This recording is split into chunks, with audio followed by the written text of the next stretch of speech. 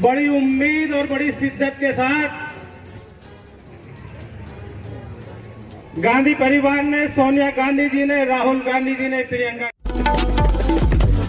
अपना समय भी मैं माननीय अध्यक्ष जी को देता हूं ताकि उन्हें आप सुन सकें और उनके अनुभवों का हम सभी कांग्रेस के कार्यकर्ता लाभ उठा सकें। इसी के साथ गाजियाबाद का होने के नाते आप सभी कांग्रेसियों की तरफ से गांधी से अलग कोई लड़ रहा हो मैदान में तो बता दो। इतनी बड़ी यात्रा तो आज तक बीजेपी के फूफा, दादा, ताऊ और चाचाओं ने भी नहीं की जितनी राहुल गांधी यात्रा कर रहे हैं। आप लोग इस बात को समझने की कोशिश करना, ये नगर निगम का चुनाव है, ये चुनाव बेस है विधानसभा का भी, लोकसभा का भी। आप लोगों को इसे ये मान के चलना पड़ेगा कि ये पहली चोट अगर मारोगे तो बीजेपी की मुख्यमंत्री और बीजेपी के प्रधानमंत्री की ताबूत में आखिरी खील ठोकने का काम होगा। आप लोगों को तय करना है, इसको नगर निगम में ही इसको ठोकना पड़ेगा। बीजेपी को इससे अलग कोई विकल्प नहीं है। आपके बीच में सब पार्टियां कैंडिडेट उतारेंगे, उसके बाद आप समझना हमारे पास एक मुद्दा होता है, सिर्फ विकास। हम लोग आपके बीच में जाति, धर्म, मजहब के नाम पे राजनीति करने नहीं आते हैं। और एक और बता देता हूं, एक जो इस देश में सबसे बड़ा खतरा अगर बनाया रहता है, आरएसएस, जो सबसे ज्यादा अफवाहों का बाजार अगर इस देश में चलाता है तो वो आरएसएस चलाता है। आप लोग समझ लो, आखिर के चुनाव में 10 दिन और 15 दिन फेसबुक और व्हाट्सएप पे जो चलती है अफवाहें, वो सारा का सारे चुनाव में कील ठोकती है, नुकसान करती है। हम लोगों को उनसे भी सावधान रहने की जरूरत है। हम लोगों को यह तय करना पड़ेगा कि अफवाहों से अलग सिर्फ हमारे पीसीसी के सेक्रेटरी इंचार्ज लोकेश हुसैन जी,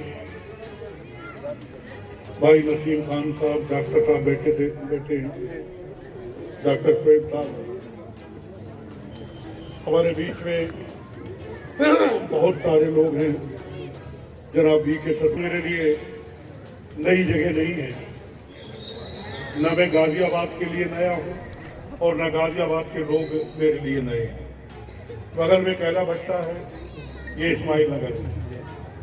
मैं तकरीबन 30 सालों से आ रहा हूँ और भले ही कुछ लोगों से मुलाकात हुई, कुछ से नहीं मुलाकात हुई। मैं तो, मेरा बचपन भी मेरठ में भी था और उस वक्त जब मैं बचपन में मेरठ में पढ़ता था, रहने वालों तो बहुत दूर का हूँ, बड़े भाई मेरठ में सर्विस करते थे, तो 1975-76 में ये गाजियाबाद जिला मेरठ से काट करके बनाया गया था। तब मैं मेरठ में 8वीं में पढ़ता था, तो मेरा ताल्लुक आज से नहीं। मैं मेरठ में पढ़ा लिखा, गाजियाबाद में सब जगह आता जाता रहा। मेरा बचपन भी था, मेरी जवानी भी थी, मैंने पढ़ाई की, मैंने नौकरी की। मैं मिलिट्री में नौकरी करता था मेरठ में, और आज आपके बीच में एक कांग्रेस की सिपाही की शक्ल में खड़ा हूं। आज यहाँ सर्व समाज के लोग, हमारे हिंदू भाई भी हैं, मुस्लिम भाई भी हैं। मैं कभी जाति और धर्म की राजनीति नहीं करता, क्योंकि कांग्रेस पार्टी ने कभी जाति और धर्म की राजनीति नहीं की। हमेशा इंसान और इंसानियत की बहाली के लिए कांग्रेस पार्टी ने काम किया, और आज वही बात लेकर, इंसान और इंसानियत की बहाली को लेकर के राहुल जी, प्रियंका जी, सोनिया जी, मल्लिकार्जुन खड़गे जी, ब्रजलाल ठाकुर जी, पूरी की पूरी कांग्रेस, जिसका इतिहास रहा है कि उसने देश को कुछ न कुछ दिया। कांग्रेस ने देश को आजादी दी, कांग्रेस ने देश को आजादी दिलाई, लेकिन आजादी के टाइम पर और उससे पहले जो लोग अंग्रेजों के खुफिया एजेंट थे, आज उनकी सरकार है। आज अगर मुझे कोई भी आदमी, एक भी भारतीय जनता पार्टी से, आरएसएस से एक भी आदमी अभी जो जिंदा हो आरएसएस का, या इंतकाल हो गया हो, का सबको मरना है, बीजेपी का कोई जिंदा हो या इंतकाल हो गया हो, जिसका नाम स्वतंत्रता संग्राम सेनानी के नाम पे कोई लेके बता दे, मैं अपनी बात खत्म कर दूंगा, यहीं पे बैठ जाऊंगा और अपने घर में चुपचाप बैठ जाऊंगा, राजनीति करना बंद कर दूंगा। अरे क्या है भाई, आज उनको उनकी सरकार चल रही। ये गांधी परिवार कौन है? गांधी जी क्या थे? गांधी जी ने देश को आजाद कराया, उनके सीने पे गोली किसने मारी? क्या कसूर था गांधी जी का? इस देश को आजाद कराया, और इस देश को आजाद कराने में जितना हाथ हमारे हिंदू भाइयों का है, सिखों का, ईसाइयों का, बौद्ध का, पारसी का, उतना ही हाथ हमारे मुसलमान भाइयों का। कलकत्ता से लेकर के पेशावर तक जब सड़क के किनारे लाशें लटकी थी, तो जब सभी की लाशें लटकी थी पेड़ों में, तो हमारे मुसलमान भाई, हिंदू भाई, सिख भाई, ईसाई भाई, सभी ने कुर्बानी दी। गांधी जी की अगुवाई में देश आजाद हुआ। किसने गोली मारी? कौन सा नाथूराम कोर्ट से? कौन सा सवार कर? क्या मुझे बताने की जरूरत है किसने माफी मांगी थी और कौन कदमों पर गिरफ्तार हुए होंगे? मुझे बताने की जरूरत है? मैं क्या कहूं? आज देशभक्त तो वही है, क्या कह सकते? गांधी जी के आगे आप बढ़िए, देश के प्रथम प्रधानमंत्री पंडित जवाहरलाल नेहरू जी की कुर्बानी कोई नहीं भूल सकता। और राहुल जी, प्रियंका जी का जहां से ताल्लुक है, उनकी दादी ने, मोहतरमा इंदिरा गांधी जी ने अपने सीने में 36 गोलियां खाई, देश के टुकड़े नहीं हुए। 36 गोलियां खाई, देश के टुकड़े नहीं हुए होने दिए। मोहतरमा प्रियंका जी के अब्बा हुजूर, मोहतरम राहुल जी के अब्बा हुजूर, मोहतरमा सोनिया जी के शौहर राजीव गांधी ने अपने 2 टुकड़े करवा लिए, देश के टुकड़े नहीं होने दिए। ये वो परिवार है। किससे बात कर रहे हो भाई? ये भाजपा के आरएसएस के लोग किससे बात कर रहे हो? आज जाति की बात करते हो, आज धर्म की बात करते हो, आज मंदिर की बात करते हो, आज मस्जिद की बात करते हो। क्या इससे पहले जाति धर्म नहीं था हिंदुस्तान में? क्या इससे पहले मंदिर मस्जिद नहीं था? क्या मंदिर वाले इसमें नहीं रहते थे हिंदुस्तान में?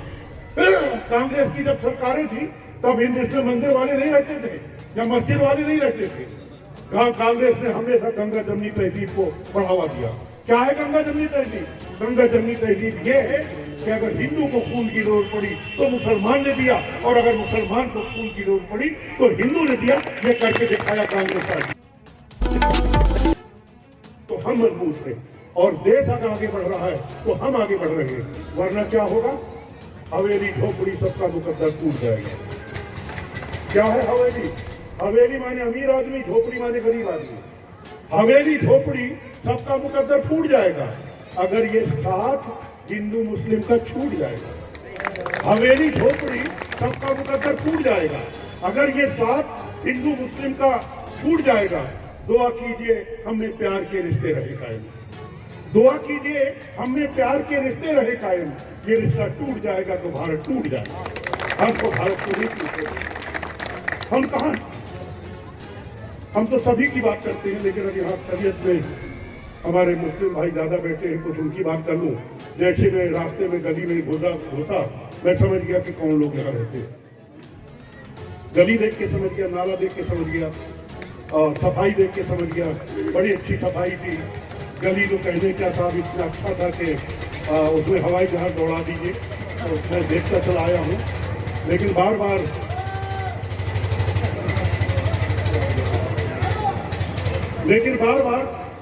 वो गली मुझसे पूछ रही थी जब मैं अंदर आया कि नसीमुद्दीन जी आप तो पहली बार आए, कैसा लग रहा है? जो लोग रोज आते जाते होंगे उनको कैसा लगता होगा? बार बार मुझसे पूछ रही थी। आने के बाद यहाँ मच्छरों से भी मुलाकात हुई, लेकिन अध्यक्ष जी ने वो अगरबत्ती जला रखी थी, वो भी खत्म हो गई, कोई बात नहीं है।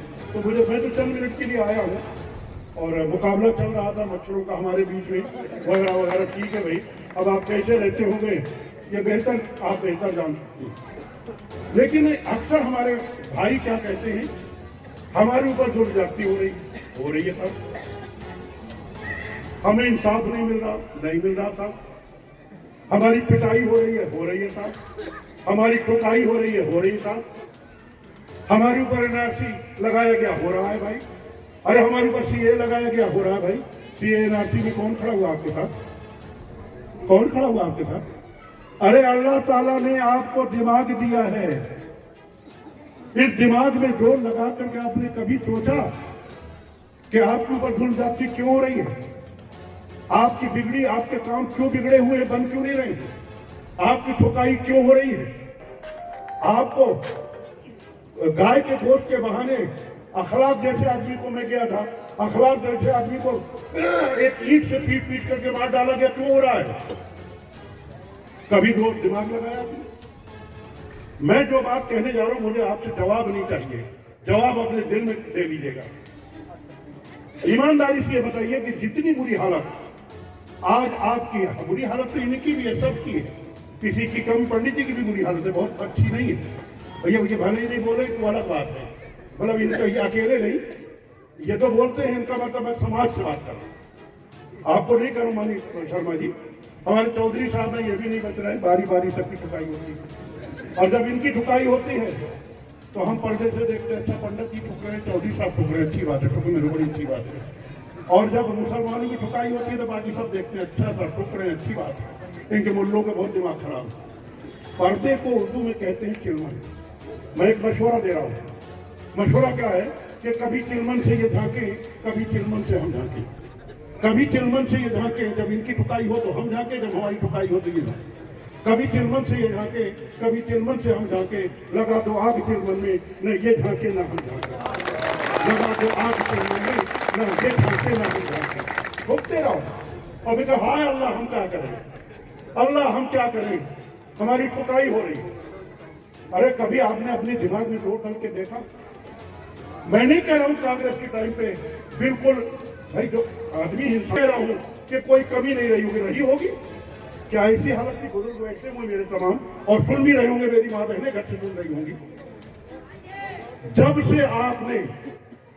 जब तक आपने कांग्रेस को वोट दिया, जब तक आपने और आपके अब्बा दादा ने 1984 से 1989 तक भारतीय जनता पार्टी के पूरे देश में 2 MP थे, पूरे देश में हिंदुस्तान में 2 MP थे, लाल कृष्ण आडवाणी और अटल बिहारी वाजपेयी, तीसरा कोई नहीं जीता। तब जब आप और आपके अब्बा दादा कांग्रेस को वोट देते। 1989 में बाबरी मस्जिद को लेकर नाराज हो गए, माफी भी मांग ली, फिर भी नहीं माफ किया, और मुसलमान कहने लगे इस कांग्रेस को सजा देनी, कांग्रेस को सजा देने के लिए निकल पड़ा मुसलमान, सजा देनी था।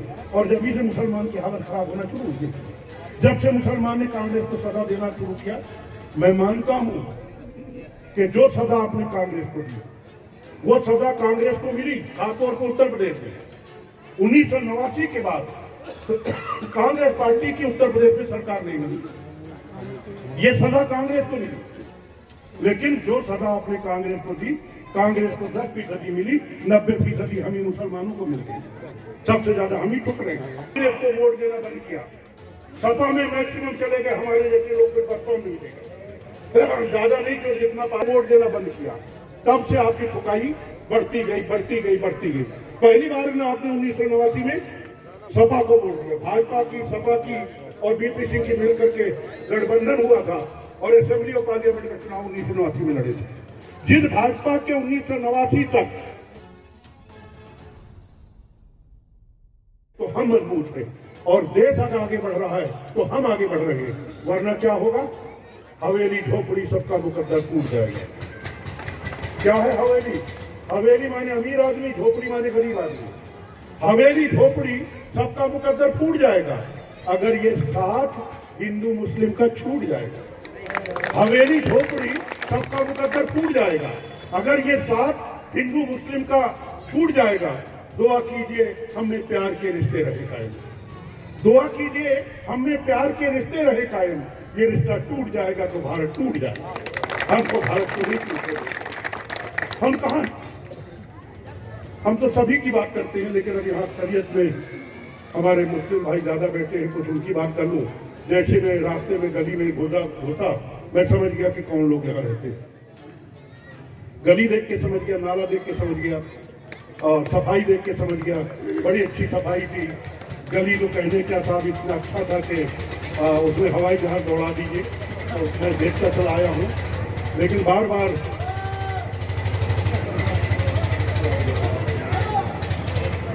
बार वो गली मुझसे पूछ रही थी जब मैं अंदर आया कि नसीमुद्दीन जी आप पहली बार आए, कैसा लग रहा है? जो लोग रोज आते जाते होंगे उनको कैसा लगता होगा? बार बार मुझसे पूछ रही थी। आने के बाद यहाँ मच्छरों से भी मुलाकात हुई, लेकिन अध्यक्ष जी ने वो अगरबत्ती जला रखी थी, वो भी खत्म हो गई, कोई बात नहीं है। तो मैं तो चंद मिनट के लिए आया हूँ और मुकाबला चल रहा था मच्छरों का हमारे बीच में वगैरह वगैरह। ठीक है भाई, अब आप कैसे रहते होंगे ये बेहतर आप बेहतर जान सकते हैं। लेकिन अक्सर हमारे भाई क्या कहते हैं, हमारे ऊपर जुल्म ज्यादती हो रही है साहब, हमें इंसाफ नहीं मिल रहा साहब, हमारी पिटाई हो रही है साहब, हमारी ठुकाई हो रही है साहब, हमारे ऊपर एनआरसी लगाया गया हो रहा है भाई, अरे हमारे ऊपर सीए लगाया गया हो रहा है भाई। सीए एनआरसी में कौन खड़ा हुआ आपके साथ, कौन खड़ा हुआ आपके साथ? अरे अल्लाह ताला ने आपको दिमाग दिया है, इस दिमाग में जोर लगा करके आपने कभी सोचा कि आपके ऊपर जुल्म ज्यादती क्यों हो रही है? आपकी बिगड़ी, आपके काम क्यों बिगड़े हुए, बन क्यों नहीं रहे हैं? आपकी ठुकाई क्यों हो रही है? आपको गाय के गोश्त के बहाने अखलाक जैसे आदमी को, मैं गया था, अखलाक जैसे आदमी को एक ईंट से पीट करके मार डाला गया, क्यों हो रहा है? कभी जो दिमाग लगाया आपने? मैं जो बात कहने जा रहा हूं, मुझे आपसे जवाब नहीं चाहिए, जवाब अपने दिल में दे लीजिएगा। ईमानदारी से ये बताइए कि जितनी बुरी हालत आज आपकी है, बुरी हालत तो इनकी भी है, सबकी है, किसी की कम, पंडित जी की भी बुरी हालत है, बहुत अच्छी नहीं है भैया। ये भले ही नहीं बोले तो अलग बात है, मतलब इनका ये अकेले नहीं, ये तो बोलते हैं, इनका मतलब मैं समाज से बात कर रहा हूँ, आपको नहीं करूँ मानी शर्मा जी। हमारे चौधरी साहब ने ये भी नहीं बच रहा है, बारी बारी सबकी ठुकाई होती है, और जब इनकी ठुकाई होती है तो हम पर्दे से देखते हैं, अच्छा पंडित जी ठुक रहे हैं, चौधरी साहब ठुक रहे हैं, अच्छी बात है, ठुक मेरे बड़ी अच्छी बात है। और जब मुसलमानों की ठुकाई होती है तो बाकी सब देखते हैं, अच्छा सर ठुक रहे हैं, अच्छी बात है। इनके मुल्लों का बहुत दिमाग खराब है। पर्दे को उर्दू में कहते हैं चिलमन। मैं एक मशवरा दे रहा हूँ, मशवरा क्या है कि कभी चिलमन से ये झांके, कभी चिलमन से हम झांके, कभी चिलमन से ये झांके, जब इनकी ठुकाई हो तो हम झांके, जब हमारी ठुकाई हो तो ये झांके, कभी चिलमन से ये झांके, कभी चिलमन से हम झांके। लगा दो आग चिलमन में, न ये झांके ना हम झांके, लगा दो आग चिलमन में, न ये झांके ना हम झांके। ठोकते रहो और बेटा हाय अल्लाह हम क्या करें, अल्लाह हम क्या करें, हमारी ठुकाई हो रही है। अरे कभी आपने अपने दिमाग में जोर डाल के देखा? मैं नहीं कह रहा हूं कांग्रेस के टाइम पे बिल्कुल भाई जो आदमी हिंसा, कह रहा हूं कि कोई कमी नहीं रही होगी। क्या ऐसी हालत थी? बुजुर्ग ऐसे हुए मेरे तमाम, और सुन भी रहे होंगे, मेरी माँ बहनें घर से सुन रही होंगी।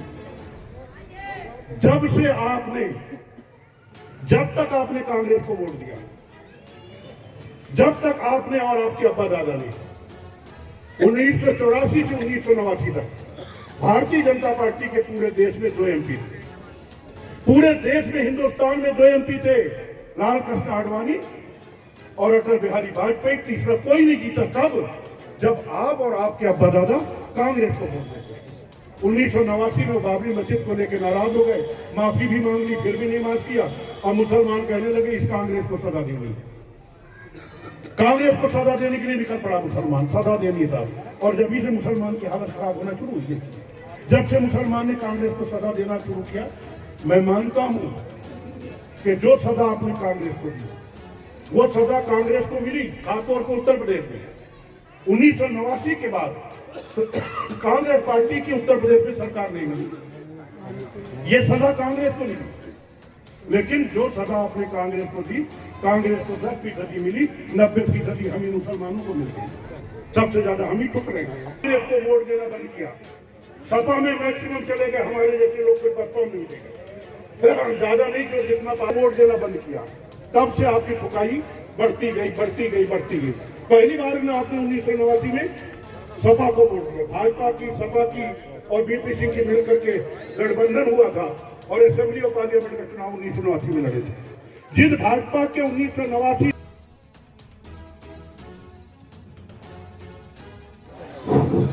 जी आज आपको केला भट्ट इस्लाम नगर में आना हुआ है और समाज को एक संदेश दिया है, इसमें समाज को जो संदेश दिया है, इसमें आप क्या कहना चाहेंगे? लगा लो भाई तुम भी। मैंने कहा ना, कांग्रेस पार्टी भाईचारा का संदेश लेकर के आई, कांग्रेस पार्टी भाईचारा का संदेश लेकर के आई। कांग्रेस पार्टी मंदिर मस्जिद, हिंदू मुस्लिम, जाति धर्म की राजनीति नहीं करती। जिसका जो धर्म है वो अपने धर्म पे चले, जिसकी वो जाति है हमें उस पर भी एतराज़ नहीं है, लेकिन इंसान सभी बराबर हैं।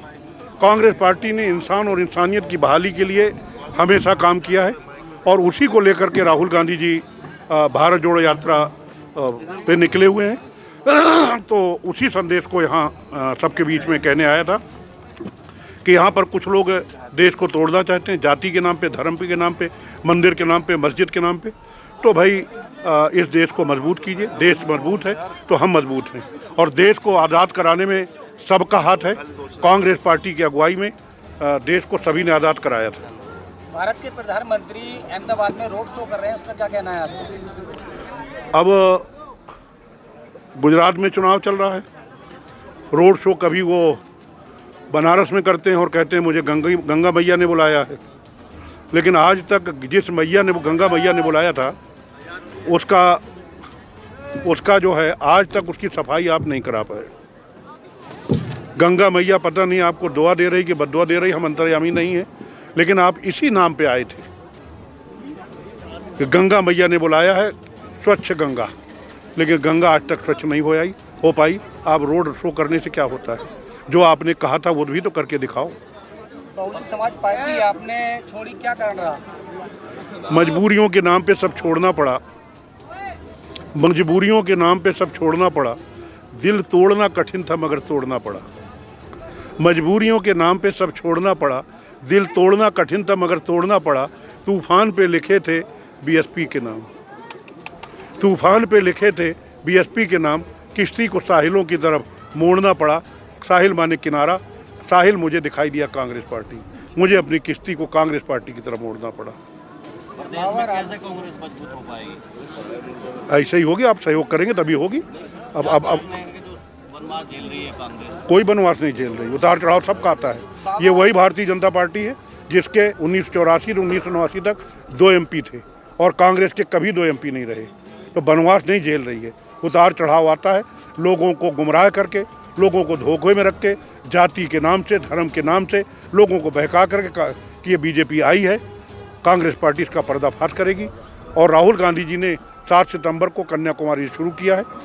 3700 किलोमीटर की यात्रा उन्होंने शुरू की है। लगभग 2500 किलोमीटर की यात्रा वो पूरी कर चुके हैं। बाबा रामदेव ने टिप्पणी की थी कि महिलाएं बिगर वस्त्र के भी अच्छी लगती हैं, इसमें क्या कहना है आपका? मैं ये कहूँगा कि सबके साथ साथ ईश्वर उनको भी सद्बुद्धि दे। वो भी किसी माँ के बेटे हैं, वो भी किसी बहन के भाई।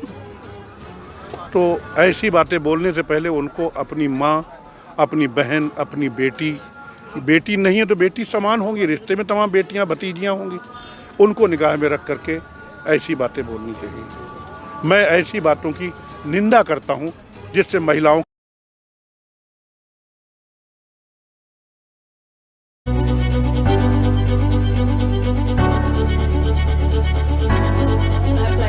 कॉल करें 7775